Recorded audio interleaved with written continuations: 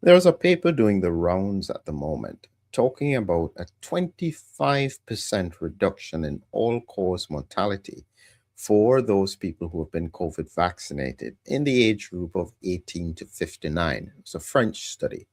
And it's being shown all around the place to say, yep, this was the right thing to do. You may wonder why I keep on asking the hard questions. The reason is simple. Whenever there are narratives, narratives distort and damage science. If you can't have an objective analysis of anything that is done, it will only cause harm in the long run. So, all I'm doing is I'm asking the hard questions for you, and you can reflect on my opinion on it. This really is the paper. It was published in late 2025, looking at COVID mRNA vaccination 4 year all cause mortality. Now, all cause mortality is important because sometimes if you only looked at COVID mortality, you wouldn't know if people died of other things related to it. And so, all cause mortality was a critical thing. And I was one of the people calling for it from 2021. They were publishing all these papers showing benefits, and I was saying, where is the all cause mortality?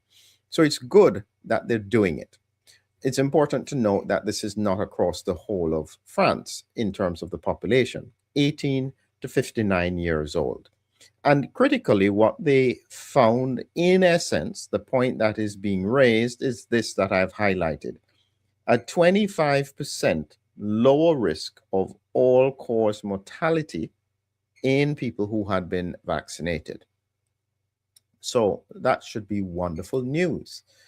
And it raises some important questions because if there is such a significant proportion of the population who is COVID vaccinated, we should see significant protection across the population.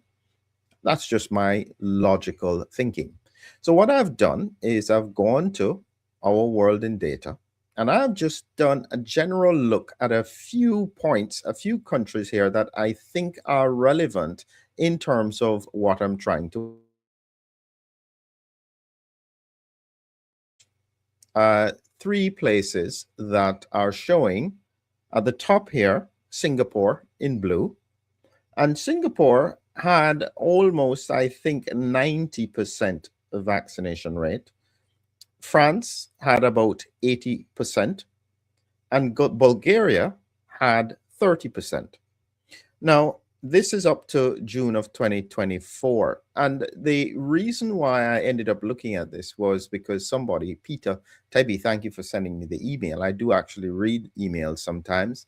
And he mentioned that they had cut off the all cause mortality in our world in data up to 2025. I can't tell it for certain. All I know is that I'm only seeing up to 2023. But it's still a valuable piece of information to look at because it's objective data. So here is the simple question I would ask. If you are having 25% lower all cause mortality in the vaccinated cohort in France, of which 80% were vaccinated, we should see significant protection beyond the pandemic after the vaccine had been rolled out. And in my mind, that should be expected. Now, it could be that maybe the older cohorts had only negative outcomes that could affect the all cause mortality across the population. But generally speaking, why would it only benefit the younger cohorts, 18 to 59 years old? So when I then looked again at our world in data and I looked at excess mortality here, what you have as the zero line, which is very good that our world in data did, is that they did the zero line at 2015 to 2019, that period there.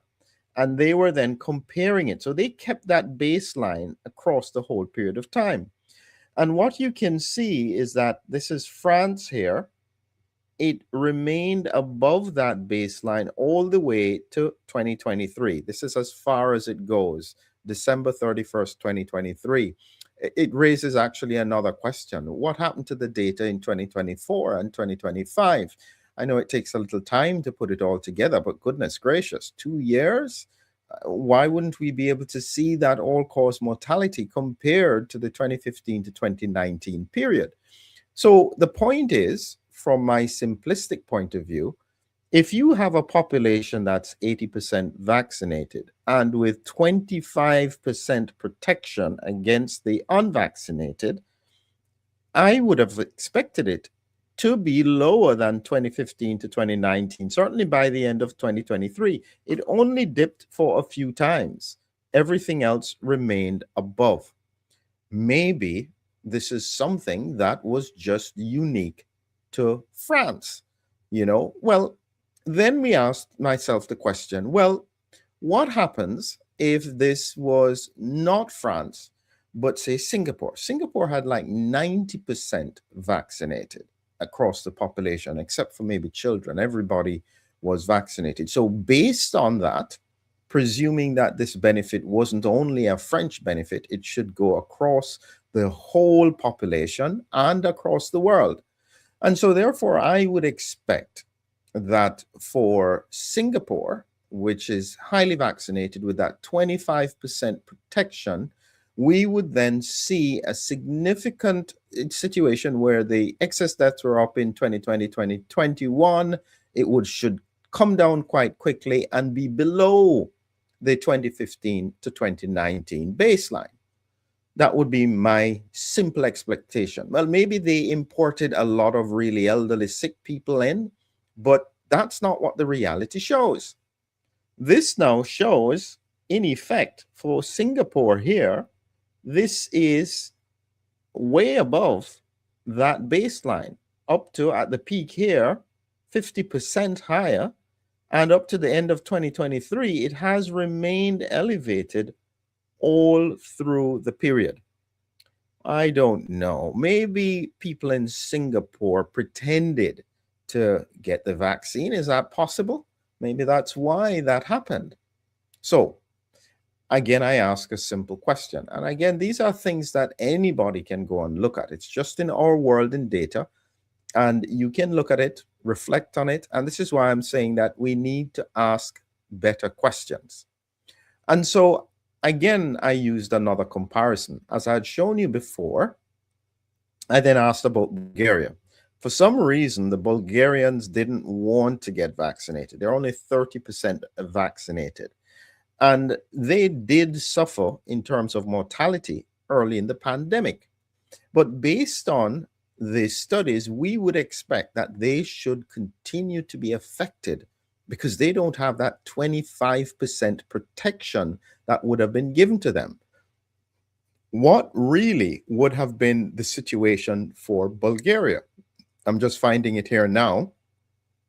And we will probably find that Bulgaria probably had terrible outcomes beyond 2021 because they didn't have the extra protection. But when you actually look at the reality, it's very strange. I've got Singapore on top, and here I've got Bulgaria. What we see in Bulgaria was a massive surge in excess deaths in 2020, September 2021, which would have fit with the Delta wave. So because they weren't vaccinated at that point, they had a higher peak with regards to the Delta wave. But what then happens is the mortality death, because all of these people died. So very quickly, you see coming down, then beyond Omicron, they drop below the 2015 to 2019 baseline. This is what you expect. As you can see, they have mostly trended up to 2023 beyond that baseline. Different from Singapore. How strange. Maybe, I don't know, maybe the data is wrong. Maybe that data about Bulgaria is wrong. Well, I'm just being sarcastic here. Here is what a lot of people don't realize, and I probably haven't highlighted this point enough. When I've spoken about mucosal immunity, we often think only about the upper airway. And the better the mucosal immunity in the upper airway, the less chances you will have of the virus and the viral spike protein bouncing around in your body and triggering vascular inflammation. But there's an important point that can get missed. When we think of mucosal immunity, a lot of people don't realize that, and we're going to publish a paper on this, and it's a very important point. In reality, COVID, even severe COVID, is primarily an intestinal disease. This may sound strange, but when you understand the science, it infects the upper airways and the lungs, it heads to the intestines, and that's where it sits and does all the damage. So, if you don't have mucosal immunity in the intestine, it's going to sit there and it will be very difficult for the immune system to get rid of it. This is what we're seeing at this point, which is why so many people continue to be sick, because they don't realize that in a strange way, intestinal infection of COVID is probably the greatest risk long term to the population. A really important scientific point. And you cannot effectively train the mucosal immunity with an injectable vaccine. The perfect analogy of this is polio. Polio does a very similar thing. It infects the upper airway and then it spreads to the gut. From the gut, then you have the virus circulating and getting into the central nervous system where it causes the paralysis.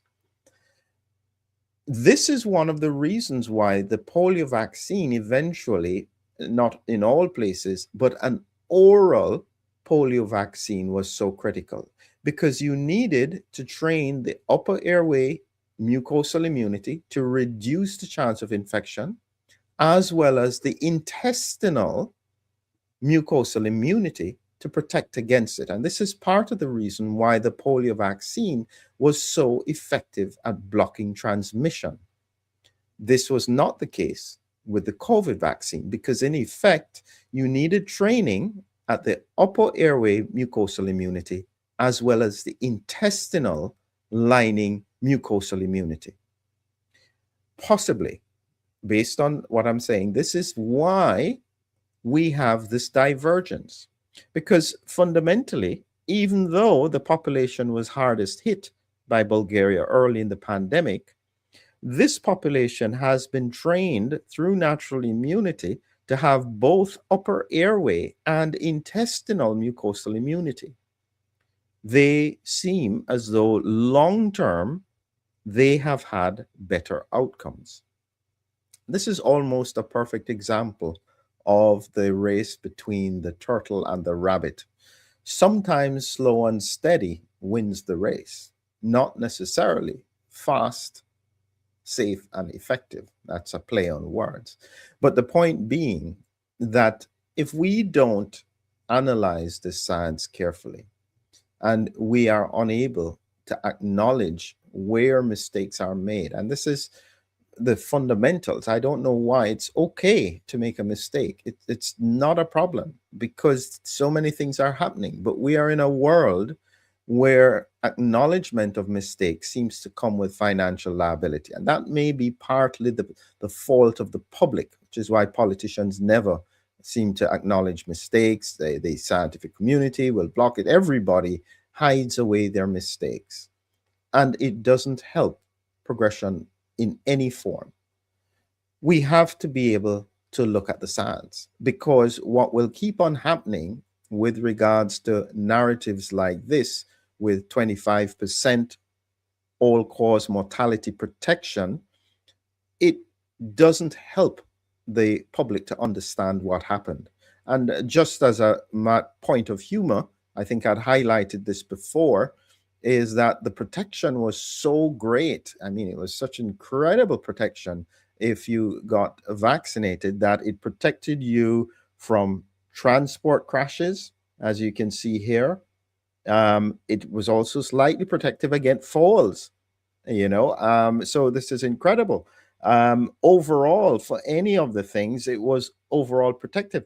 Look, it actually, from unintentional injuries, protective as well. So that shows that there is some confounding in the research. And this is the kind of thing that needs to be openly acknowledged, and for us to look objectively at real world data. That's my point, is that if you tell me something in a paper, it's kind of like telling me, if you were to tell me that smokers are protected from lung cancer, but when I look around me, the people who primarily are getting lung cancer are smokers, it should cause me to ask whether or not your interpretation of the science, whatever you got the data from, doesn't fit the reality around me. And these are the questions that the public needs to ask. Ask harder questions. Don't be afraid to do it. Force people to give you the answers, because that's how, as a whole society, we move forward by getting a better understanding as to what is happening around us. Thank you very much for listening. Just as a final reminder, coming up in another few days, COVID Trapdoor. This one is very important about how the viral infection opens different doors to infect even more cells. This is incredibly worrying science, because so much of the virus is still circulating. So we still have a lot more work to do in order to get beyond this very difficult phase. Have a good evening.